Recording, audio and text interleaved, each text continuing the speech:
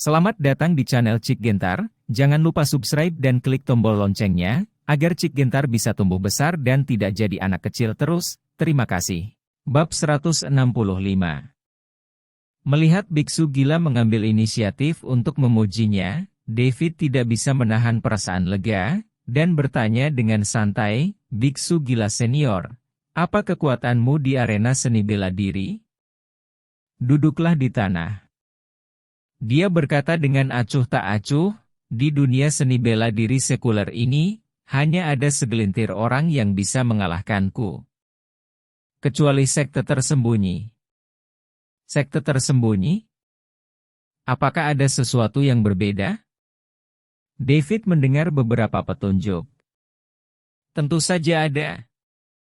Mat Mong mengangguk dan berkata, "Di dunia ini, masih ada beberapa sekte seni bela diri kuno yang tersembunyi, tetapi mereka selalu hidup dalam pengasingan.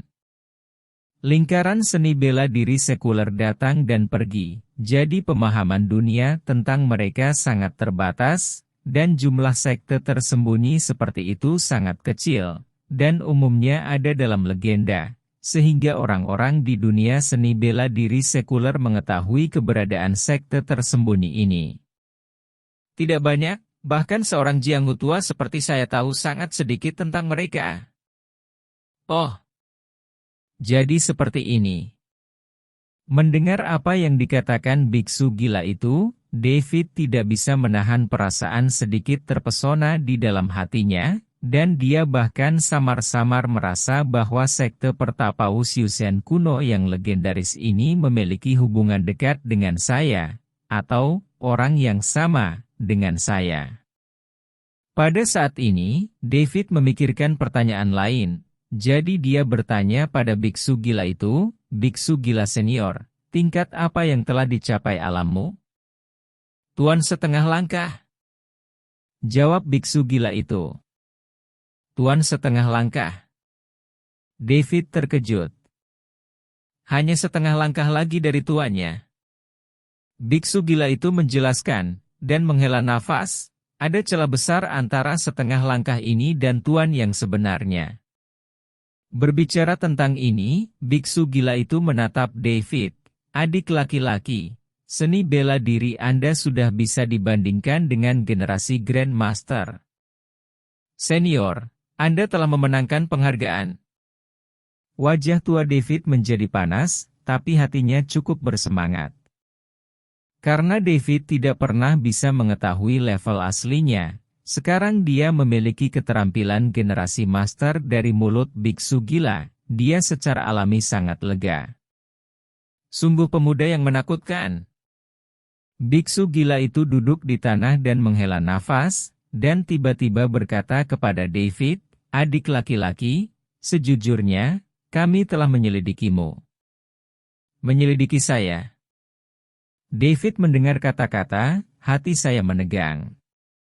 "Ya."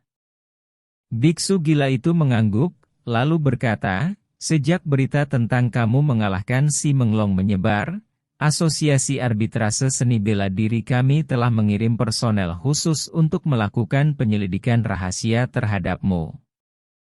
"Lalu apa yang kamu temukan?" David diam-diam terkejut, dan kemudian bertanya pada biksu gila itu dengan tenang. "Seni bela diri Anda luar biasa dan kuat. Anda tampaknya tidak berasal dari sekolah seni bela diri manapun di dunia, tetapi orang-orang kami hanya mendapatkan informasi dangkal Anda, dan tidak menemukan sesuatu yang benar-benar berguna." Kata biksu gila itu setelah menjelaskan itu, dia berkata kepada David, "Adik laki-laki, aku tahu kamu kesal, tapi ini adalah gaya yang biasa dari Asosiasi Arbitrase Seni Bela Diri.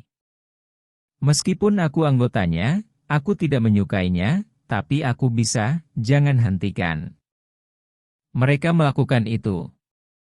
Lagi pula, Asosiasi Arbitrase Seni Bela Diri adalah organisasi otoritatif di arena seni bela diri. Untuk master sepertimu yang tiba-tiba muncul, secara alami akan melakukan penyelidikan terhadapmu dan membuat laporan.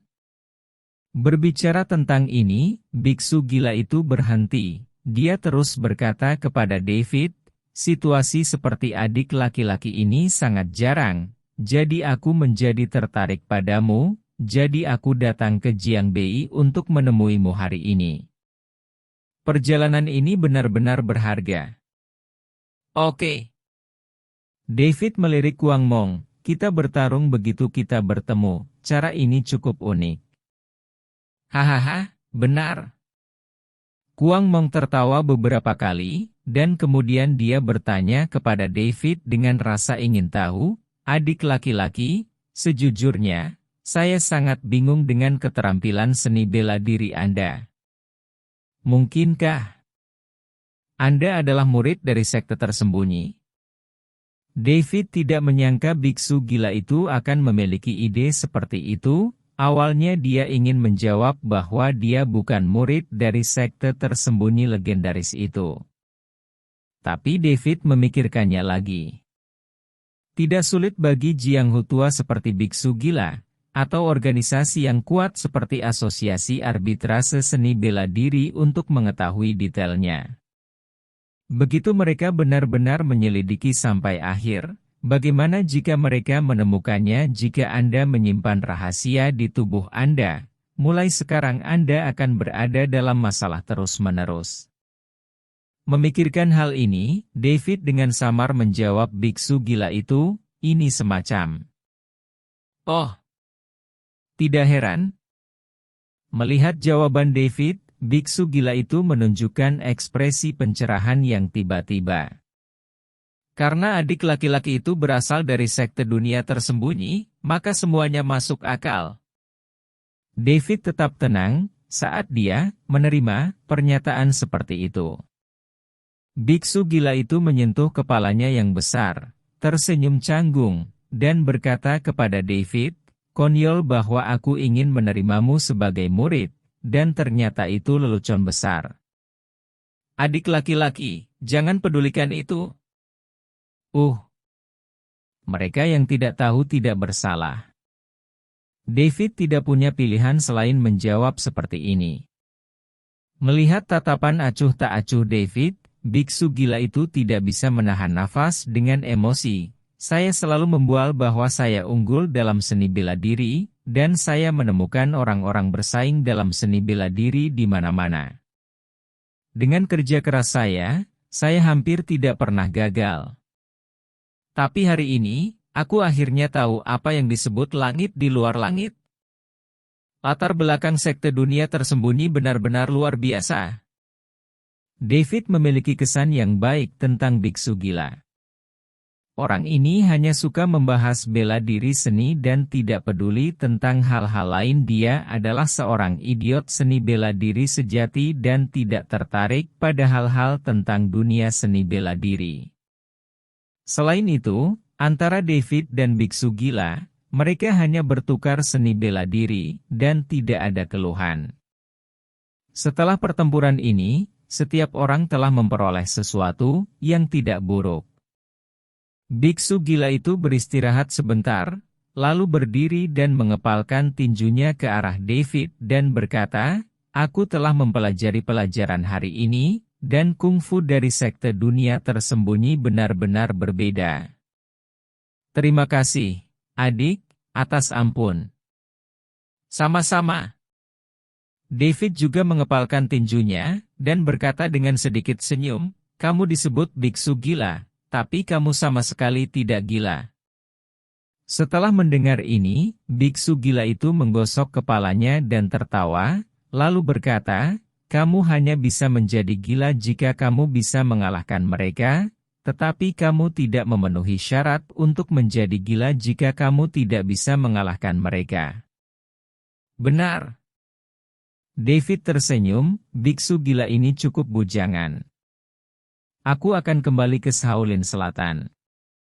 Jika kita memiliki kesempatan di masa depan, ayo terus berkompetisi. Biksu Kuang berkata kepada David seperti ini, lalu berkata, gadis Tianjiao itu pasti menunggu dengan tidak sabar, ayo keluar. David mengangguk, lalu dia berjalan keluar dari hutan bersama biksu gila itu. Seseorang keluar dari hutan, dan melihat Wei Tianjiao mondar-mandir, melihat sekeliling dengan rasa ingin tahu. Melihat David dan biksu Kuang, mereka tiba-tiba berjalan keluar dari hutan dengan ekspresi tenang, seolah tidak terjadi apa-apa. Wei Tianjiao mau tidak mau merasa sangat aneh. Karena pertempuran sengit tadi, Wei Tianjiao bisa mendengarnya dengan jelas di luar. Tapi ketika dia melihat mereka berdua sekarang, sepertinya tidak ada yang terjadi. Jadi Wei Tianjiao mencondongkan tubuh ke depan dan bertanya kepada biksu gila itu dengan rasa ingin tahu, "Paman biksu gila, kamu, siapa yang menang?" Biksu gila itu menjawab dengan tenang, "Saya kalah." "Ah, benarkah?" Mata Wei Tianjiao melebar setelah mendengar ini. Tentu saja itu benar. Biksu gila itu mengangguk, dan berkata kepada Wei Tianjiao, "Kapan aku berbohong?" Wei Tianjiao tercengang, karena dalam ingatannya, biksu gila itu tidak pernah gagal. Sekarang dia telah mengambil inisiatif untuk mengakui bahwa dia kalah dari David. Begitu beritanya keluar, pasti akan sangat eksplosif, dan bahkan akan menimbulkan sensasi di seluruh dunia seni bela diri. Biksu gila itu melirik David, dan mengingatkan Wei Tianjiao, "Tianjiao, sebaiknya kamu tidak menyebarkan berita tentang diskusiku dengan adik laki-laki David hari ini, agar tidak mengganggu hidupnya." "Oh, begitu." Wei Tianjiao mengangguk, tetapi dia memiliki pemikiran lain di dalam hatinya. "Tianjiao, jarak antara kamu dan adik laki-laki David tidak kecil. Kamu harus berlatih lebih banyak jika punya waktu." Biksu gila itu berkata kepada Wei Tianjiao lagi. "Oh, baiklah." Wei Tianjiao tersipu, tetapi dia tidak bisa mengatakan apapun untuk membantahnya, karena itu adalah kebenaran. "Oke, adik kecil, aku akan kembali.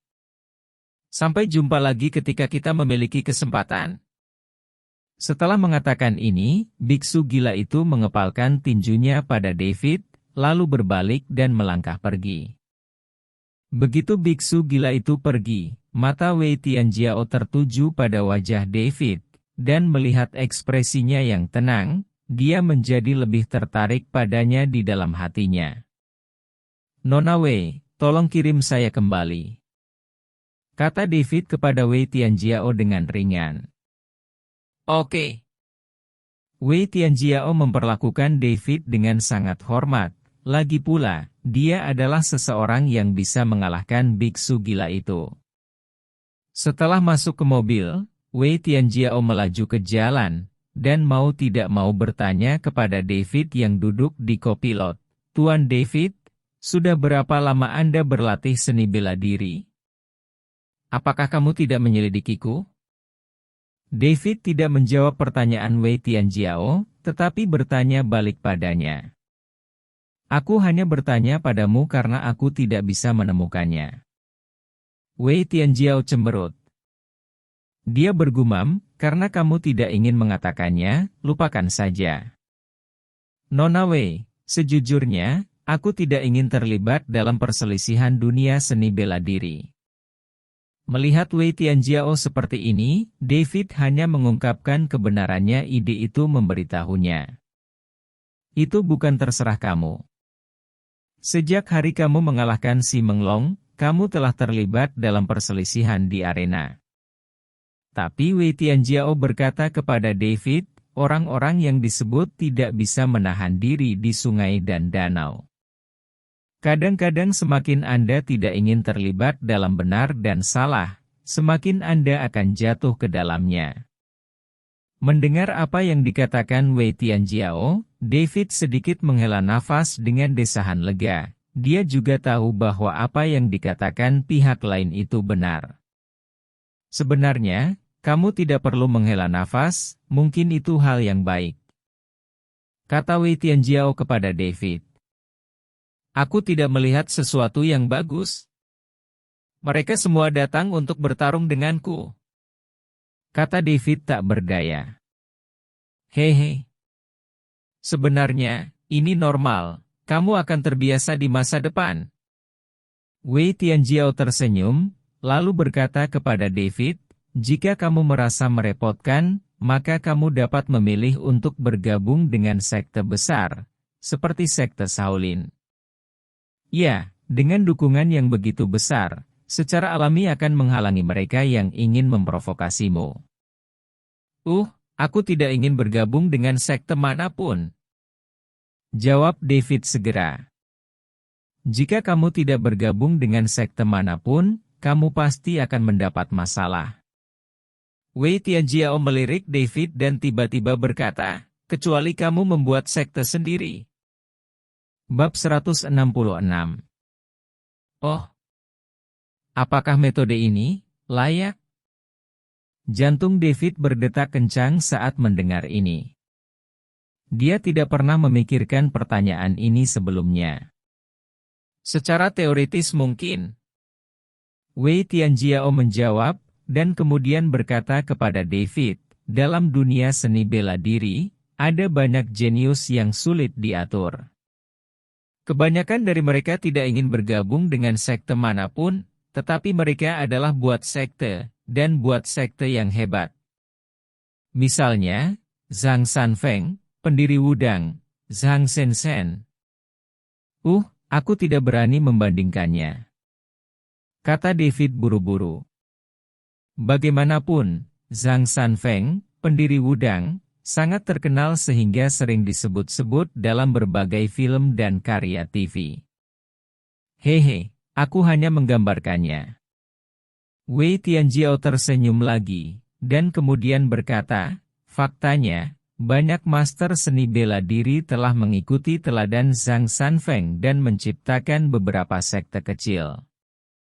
Meskipun sekte kecil ini tidak terkenal, mereka mengumpulkan beberapa murid, yang disebut jumlah orang itu kuat, jadi Anda juga bisa mendirikan tempat di arena seni bela diri. Sebenarnya, ini sama dengan membuka perusahaan dan menjadi CEO perusahaan, tapi kamu juga bisa hidup bebas.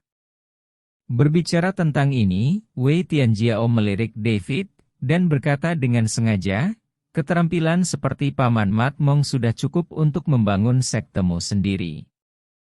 Karena kamu bisa mengalahkannya, tentu saja kamu juga memenuhi syarat untuk memulai sebuah sekte.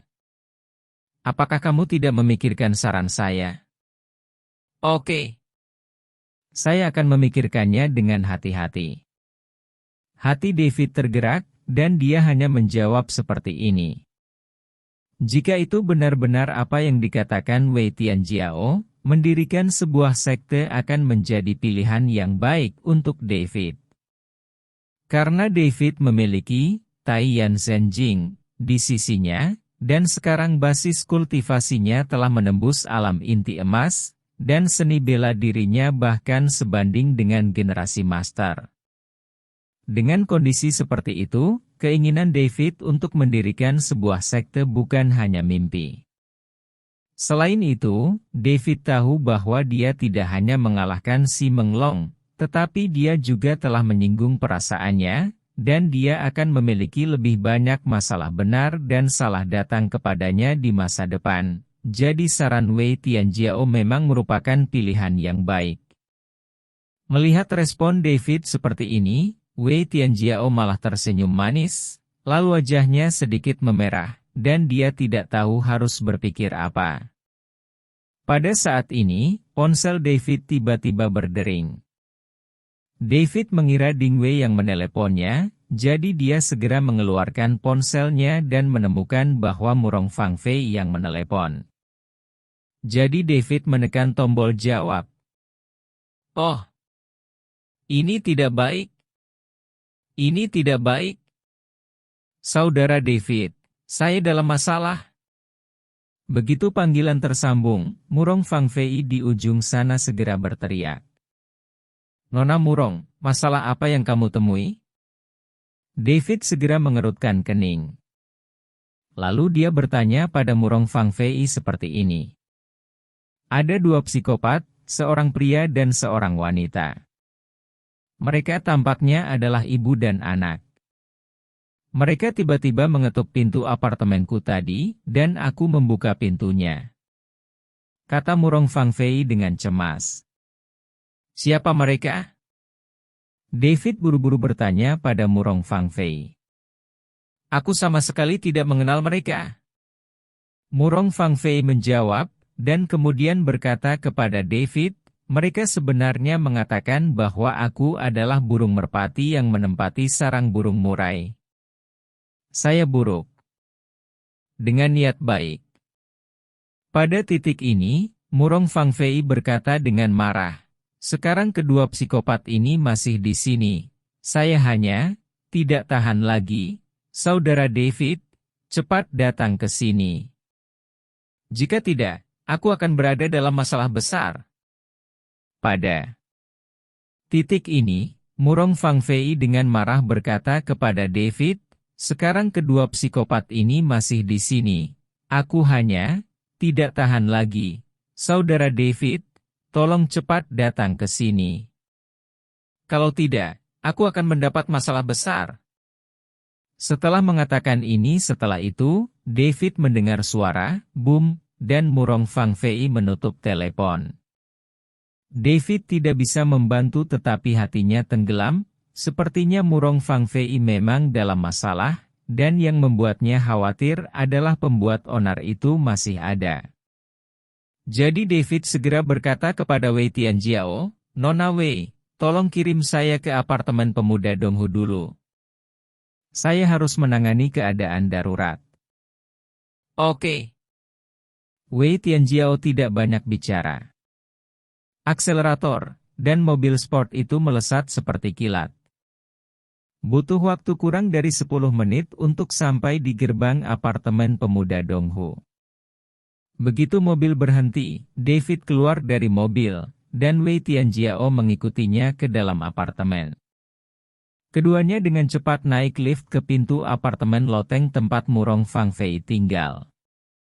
Begitu dia datang ke sini, David melihat dua orang berdiri di luar pintu, melihat dengan hati-hati, mereka ternyata adalah Aurelia dan Asri Athalia, ibu dan anak. Pada saat ini, Aurelia dan Asri Athalia sedang berdiri di luar pintu apartemen loteng, mengutuk. Dan pintu loteng ditutup, dan jelas bahwa Murong Fang Fei bersembunyi di dalam. Jadi David mengerutkan kening, dan berjalan, apa yang ingin kamu lakukan? Mendengar suara David, Aurelia segera menoleh, dan ketika dia melihatnya muncul, dia membeku sejenak, hah? Kenapa kamu? Asri Athalia juga melihatnya. David segera menunjukkan ekspresi jijik yang kuat di wajahnya, Yoho, apa yang kamu lakukan di sini? Dari sinikah asalmu? David mengabaikan mereka, tapi langsung pergi ke pintu, mengetuk pintu, dan berkata, Fang Fei, aku kembali, buka pintunya. Klik. Pintu terbuka dengan cepat, dan kemudian David tiba-tiba merasakan matanya menyala. Karena Murong Fang Fei muncul, dan pakaiannya sangat istimewa, atau lebih tepatnya, sangat berbeda, sangat melamun. Karena Murong Fei Fei mengenakan gaun putri berbulu penuh gaya Lolita, wig rambut keriting berwarna biru muda, dan bahkan mahkota putri emas yang halus di atas kepalanya, serta eyeshadow yang berkilau, penampilan ini cukup istimewa.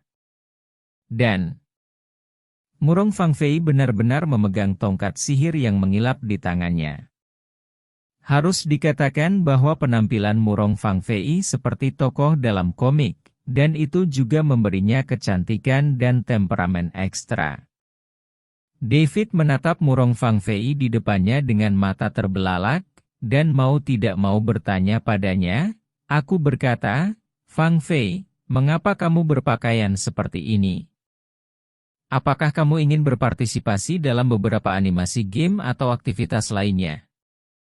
Tapi Murong Fang Fei tidak menjawab pertanyaan David. Matanya tertuju pada ibu dan anak Aurelia dan Asri Athalia di luar pintu, dan kemudian dia menunjuk mereka dengan tongkat ajaib, itu dua psikopat ini.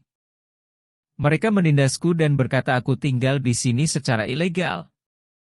Dia juga mengatakan bahwa rumah ini milik orang lain, dan kemudian dia ingin memanggil polisi untuk menangkapku. David memikirkannya dengan cepat, dan menebak apa yang sedang terjadi. Jadi David berkata kepada Murong Fang Fei, rumah ini milikku, kamu tidak perlu memperhatikan mereka. Benarkah? Tenang. David buru-buru menjelaskan. Izinkan saya mengatakan, kalian berdua orang gila membuat masalah tanpa alasan. Murong Fang Fei segera menjadi percaya diri ketika dia mendengar apa yang dikatakan David, dan segera mengatakan ini kepada ibu dan putri Aurelia dan Asri Athalia. Itu tidak masuk akal. Ini jelas rumah pacarku, jadi mengapa itu menjadi milikmu? Aurelia meledak ketika mendengarnya, dan segera berteriak pada David dengan agresif. Hehe, kamu masih punya pacar? David memandang Aurelia dengan mencibir, dan dengan sengaja berkata, sepertinya aku ingat bahwa kamu telah dicampakkan oleh pacarmu. Apakah itu normal? Wajah Aurelia memerah ketika mendengar itu, dan dia berdebat dengan tergesa-gesa. Oke. Karena kamu mengatakan itu, tidak ada yang bisa aku lakukan. David tersenyum, dan dengan sengaja memprovokasi Aurelia, mungkin kamu telah dihijaukan olehnya. Kamu berbicara omong kosong, aku akan bersikap kasar padamu. Mendengar kata-kata David, Aurelia menjadi tidak sabar dan membentaknya, tetapi dia tidak berani melakukan apapun, karena dia juga tahu bahwa dia bukan lawan David. Haha, apakah aku berbicara omong kosong, kamu tidak punya perhitungan di hatimu? David mencibir, dan kemudian bertanya pada Aurelia lagi. Bisakah kamu menghubunginya sekarang? Aurelia sangat marah sehingga dia tidak bisa membantah, tetapi hatinya terbakar karena kecemasan, karena Livret telah memblokirnya, jadi dia tidak bisa dihubungi sama sekali. Sekarang mendengar apa yang dikatakan David, Aurelia merasa sangat tidak enak. Mungkinkah Livret benar-benar menghijaukan dirinya sendiri? Memikirkan kemungkinan ini, Aurelia bingung, jadi dia hanya bisa meminta bantuan Asri Athalia. Bu, apa yang harus saya lakukan? Bisakah kamu dibuang? Asri Athalia berkata segera, dia menghibur Aurelia dengan cara ini, dan kemudian dia memelototi David, kamu bajingan yang malang. Berani berbicara. Berkata, Fang Fei, kamu benar, mereka adalah dua psikopat, jangan perhatikan mereka sama sekali. Mendengar kata-kata David, Asri Athalia sangat marah, dia melompat dan mengulurkan tangannya untuk mencakar wajah David. Tapi Asri Athalia baru saja mengulurkan tangannya, dan tiba-tiba ditangkap oleh seseorang. Asri Athalia segera menoleh untuk melihat, dan melihat bahwa orang yang memegang tangannya ternyata adalah seorang gadis muda yang tampan dengan sosok ramping dan temperamen yang sangat glamor. Kamu siapa? Cepat dan lepaskan aku. Atau aku akan mencakarmu juga. Asri Athalia tertegun sejenak, lalu mulai menamparnya. Wei Tianjiao lah yang meraih tangan Asri Athalia. Dia mengabaikan peringatan Asri Athalia, wajahnya dingin dan tenang, seolah dia tidak mendengarnya. Asri Athalia berjuang beberapa kali, tetapi menemukan bahwa dia tidak dapat melepaskan diri dari cengkeraman Wei Tianjiao, jadi dia berteriak pada Aurelia, Fred, mengapa kamu berdiri di sana? Cepat dan bantu aku menghadapinya. Aurelia tertegun, setelah beberapa saat, dia mencondongkan tubuh ke depan dan berkata kepada Wei Tianjiao, cantik, ada yang ingin kita bicarakan, bisakah kamu melepaskan ibuku? Wei Tianjiao mengabaikan Aurelia, tetapi bertanya pada David Dao, "Tuan David, apa yang kau rencanakan dengan mereka?" "Apapun yang kau mau. Lagi pula, aku tidak ingin melihat kedua psikopat ini," kata David. Wei Tianjiao mengerti, dan dengan lambaian tangannya, dia melempar Asri Athalia ke tanah. Ledakan! Asri Athalia terlempar ke lantai, rasa sakit membuatnya menangis di tempat. Dan Wei Tianjiao tidak berhenti, dia hanya mengangkat kakinya lagi, menendang Aurelia yang terlihat bingung beberapa meter jauhnya. Dalam sekejap mata, Wei Tianjiao memukuli ibu dan anak Aurelia dan Asri Athalia ke tanah, tanpa main-main, itu bisa disebut rapi dan rapi. Melihat adegan ini, Murong Fangfei berseru kegirangan, "Wow! Nona muda cantik ini sangat bengis, aku menyukainya." Bab 167. Wei Tianjiao hanya melirik Murong Fangfei, tapi mengabaikannya. Kamu berani memukul wanita tuaku? Aku akan bertarung denganmu." Pada saat ini, Asri Athalia naik dari lantai, dia berteriak dengan rambut acak-acakan, dan kemudian bergegas menuju Wei Tianjiao seperti tikus, untuk melawannya dengan keras. "Oh, wanita tua ini sudah gila. Nona muda, kamu harus berhati-hati." Melihat ini, Murong Fangfei buru-buru mengingatkan Wei Tianjiao dengan suara kaget. Tapi Wei Tianjiao hanya menatap Asri Athalia dengan dingin, sama sekali tidak peduli. Asri Athalia dengan cepat bergegas ke Wei Tianjiao, merentangkan gigi dan cakarnya, mencoba menggaruk wajahnya. Cerak! Wei Tianjiao menepuk tiba-tiba, dan itu mendarat di tangan Asri Athalia yang terulur. "Ah!" Asri Athalia menjerit kesakitan, dan kemudian dia berteriak dengan keras, "Aku memukul seseorang." Mengerikan. Ada wanita jalan menggoda pria tua itu. Wajah Wei Tianjiao menjadi dingin ketika dia mendengar ini, dan dia menyerang seperti kilat. Dia mencubit dagu Asri Athalia dan memelintirnya. Dalam sekejap, dagu Asri Athalia dicabut oleh Wei Tianjiao dengan teknik mematahkan tulang, mencegahnya berteriak gila-gilaan.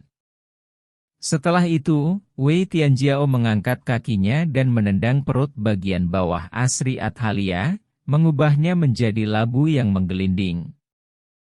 Namun, Wei Tianjiao mengendalikan kekuatannya dengan sangat baik, dan tidak melukai Asri Athalia secara serius. Bangun, dan berantakan. Awalnya, Aurelia ingin menyelesaikan akun dengan Wei Tianjiao, tetapi ketika dia melihat Asri Athalia, yang selalu tangguh dan tak tertandingi, dipukuli menjadi seekor anjing oleh Wei Tianjiao, dia langsung tercengang, dan langsung mati, bukan berani memprovokasi Wei Tianjiao. Wei Tianjiao berjalan ke arah Aurelia dan Asri Athalia, menatap mereka dengan dingin, lalu berkata, "Segera keluar dari sini. Jangan biarkan aku melihatmu lagi, atau aku akan memukulmu setiap saat." Mendengar kata-kata Wei Tianjiao, ibu dan anak Aurelia dan Asri Athalia ketakutan, mereka tidak menyangka gadis cantik di depan mereka akan begitu kejam, dan dia tidak berbicara omong kosong kepada mereka, baru saja mulai memukulinya. Asri Athalia, khususnya, sangat ketakutan hingga dia menggigil. Anda tahu, Asri Athalia dulunya sombong dan tidak masuk akal pada hari kerja. Tetapi sekarang ketika dia bertemu dengan karakter yang kejam seperti Wei Tianjiao, semangat dan omong kosongnya yang biasa, di Wei Tianjiao di depan sarana kekerasan, tidak ada gunanya sama sekali. "Cepat keluar. Apakah kamu ingin aku memberimu tumpangan?" Wei Tianjiao mengatakan ini lagi, dan kemudian wajahnya menjadi dingin. Aurelia sangat ketakutan sehingga seluruh tubuhnya gemetar, dia bergegas maju untuk membantu Asri Athalia, dan kemudian ibu dan anak itu melarikan diri dengan panik. Setelah mengusir Aurelia dan Asri Athalia, Wei Tianjiao berbalik dan bertanya pada David, "Tuan, apakah Anda puas dengan penanganannya?" "Puas. Saya sangat puas." David terkejut, lalu tertawa. Karena David ingat bahwa ketika dia berkencan dengan Alicia Amanda, ibu dan anak Aurelia dan Asri Athalia tidak hanya mencoba segala cara untuk memerasnya, tetapi juga sering mengejeknya dan membuatnya tersandung. Tetapi pada saat itu, karena Alicia Amanda, David tidak punya pilihan selain diam-diam menanggung intimidasi dari ibu dan anak yang menjijikkan ini. Memikirkan hari-hari ketika dia menjadi penjilat anjing, David sangat tertekan, jadi ketika Wei Tianjiao mengambil tindakan begitu saja, dia memberinya pelajaran setelah melihat ibu dan anak Aurelia dan Asri Athalia, suasana hati David menjadi jauh lebih bahagia. "Selama kamu puas." Wei Tianjiao juga sedikit tersenyum. "Nona saudari, kamu sangat luar biasa." Pada saat ini, Murong Fangfei muncul lagi dan berkata kepada Wei Tianjiao dengan wajah bersemangat. Wei Tianjiao hanya melirik Murong Fangfei, tetapi masih mengabaikannya, dan berkata kepada David, "Tuan David, jika ada yang harus Anda lakukan, bicaralah dengannya terlebih dahulu. Saya akan menunggu Anda di bawah dulu." David mengangguk. Kemudian Wei Tianjiao berbalik dan memasuki lift. Setelah Wei Tianjiao pergi, David berkata kepada Murong Fangfei. Yang bingung, "Fangfei, ada apa denganmu?" Lalu balik bertanya pada David. "Itu teman." David berpikir sejenak, lalu menjawab seperti ini. "Oh, seberapa dekat kamu dengannya?" Murong Fangfei bertanya dengan rasa ingin tahu lagi. Sebenarnya, aku tidak mengenalnya dengan baik, dan aku baru bertemu dengannya hari ini." David tidak punya pilihan selain menjawab dengan jujur. "Kamu, baru saja bertemu hari ini. Apakah itu benar?" Mata Murong Fangfei membelalak saat mendengar ini, dengan ekspresi tidak percaya. "Tentu saja itu benar." Melihat Murong Fangfei seperti ini, David berkata dengan marah, "Aku tidak perlu membohongimu, kan?" "Namanya Wei Tianjiao," jawab David langsung. "Oh, Wei Tianjiao, nama ini sangat bagus. Cocok dengan penampilan dan temperamennya yang mulia, glamor dan konotatif." Murong Fangfei memuji sikap dingin Wei Tianjiao, dan kemudian bergumam, "Jujur, aku sangat menyukai wanita muda ini. Bercinta dengannya." Melihat apa yang dikatakan Murong Fangfei, ekspresi David menjadi sedikit aneh. Mungkinkah Murong Fangfei adalah bunga bakung yang legendaris? Sayang sekali.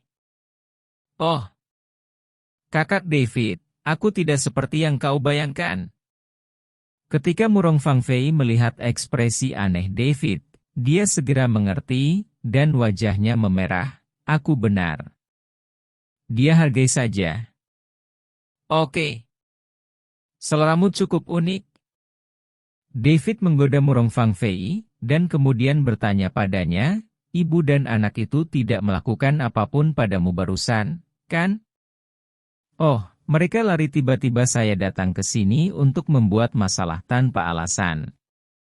Untungnya, saya menutup pintu dan memanggil Anda, dan Anda dan Sister Wei bergegas." Murong Fangfei mengatakan ini, dan kemudian dia bertanya kepada David dengan rasa ingin tahu, "Saudara David, ibu dan anak yang luar biasa tadi, permusuhan apa yang kamu miliki denganmu?" Mereka adalah keluarga mantan pacarku, satu adalah adik laki-lakinya dan yang lainnya adalah ibunya."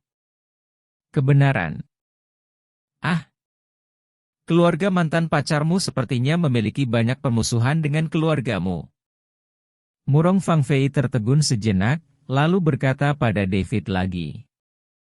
Setelah aku menutup pintu dan mengabaikan mereka, mereka terus menggedor pintu dan berteriak dan memaki, tapi aku mengabaikan mereka. Tapi aku sangat marah.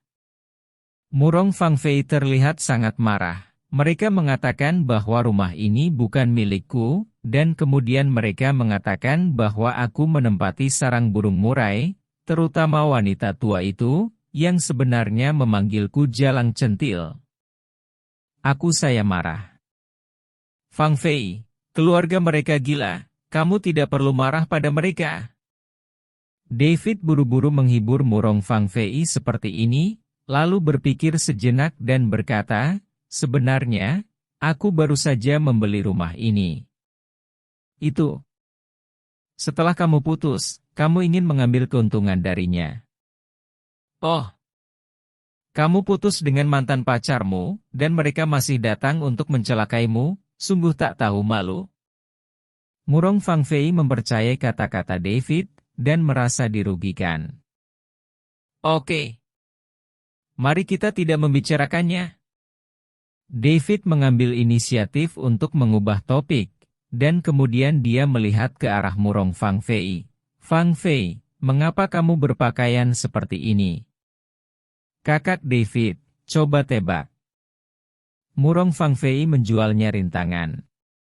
Kamu tidak ingin menjadi seorang aktor, kan? Tebak David. Aku bukan seorang aktor, tapi aku juga harus bisa berakting. Kata Murong Fang Fei. Oh.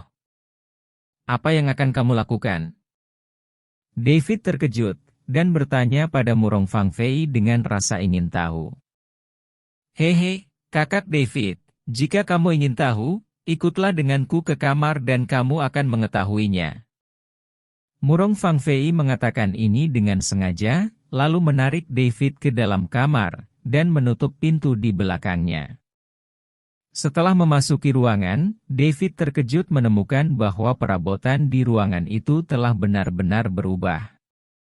Dia ingat bahwa Livret telah mengatur ruangan dengan sangat sederhana dan bersih, tetapi sekarang dinding di semua sisi ruangan di lantai, ditutupi dengan mural dari semua jenis karakter kartun, dan ada juga berbagai benda kecil berkilau yang tergantung di atasnya. Fang Fei, kenapa kamu membuat tempat ini seperti ini? David mau tidak mau bertanya pada Murong Fang Fei. Untuk kebutuhan bisnis. Murong Fang Fei menjawab seperti ini. Kebutuhan bisnis? Bisnis apa yang kamu lakukan? David terkejut lagi. Hei. Apakah kamu ingin tahu? Kamu akan mengerti di kamar tidurku. Murong Fang Fei terkikik, lalu membawa David ke kamar tidur. Setelah masuk, David menemukan bahwa tata letak seluruh kamar tidur telah benar-benar berubah. David melihat bahwa tempat tidur dipenuhi dengan banyak mainan dengan gaya 2 dimensi, dan ada beberapa mainan bergaya kawaii di samping tempat tidur. Bantal kartun gadis cantik, serta banyak figur tangan karakter anime dengan berbagai bentuk tetapi asal-usulnya tidak dapat diidentifikasi, penuh dengan suasana feminin. Jendela kamar tidur digantung dengan tirai warna-warni dan mengkilap. Di kedua sisi kamar sebenarnya terdapat beberapa lampu hangat berwarna pink dengan efek pencahayaan, dan meja kopi kecil berbentuk cincin diletakkan di tengahnya. Di atas meja kopi itu, ada sinar laser magnetis yang tampak keren. Murong Fang Fei menekan tombolnya dengan santai, dan cahayanya langsung berkedip, dan bola yang melayang mulai berputar terus-menerus, memancarkan efek cahaya dan bayangan yang fantastis. Membuat keseluruhan tampilan kamar tidur penuh dengan warna keren yang sangat tidak nyata. Aku berkata Fang Fei, apa sebenarnya yang ingin kamu lakukan? Mungkinkah kamu mengambil 100.000 yuan yang kupinjamkan padamu dan mengubah tempat ini menjadi bar pribadi? Kata Fei. Oh, ini bukan bar pribadi, ini gaya yang berbeda. Murong Fang Fei berkata sambil menunjuk ke dalam, Kakak David, kemarilah dan lihat aku membeli barang-barang ini. David buru-buru menoleh. Lalu aku melihat gaya dan keren meja bundar di dekat jendela di kamar tidur, yang sangat indah. Di atas meja bundar, ada berbagai macam barang, kartun, riasan alas bedak, dan banyak produk gaya dua dimensi yang tidak dapat dikenali oleh Lian Davidion.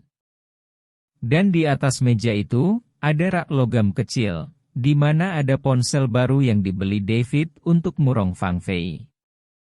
Namun selain itu handphone juga dilengkapi dengan peralatan elektronik seperti kamera, smart speaker, sound card, dan laptop. Hal yang paling menarik perhatian adalah di sudut sebelahnya terdapat gantungan yang sangat cantik, yang penuh dengan pakaian ala anime dua dimensi, dan ada beberapa dekorasi aneh.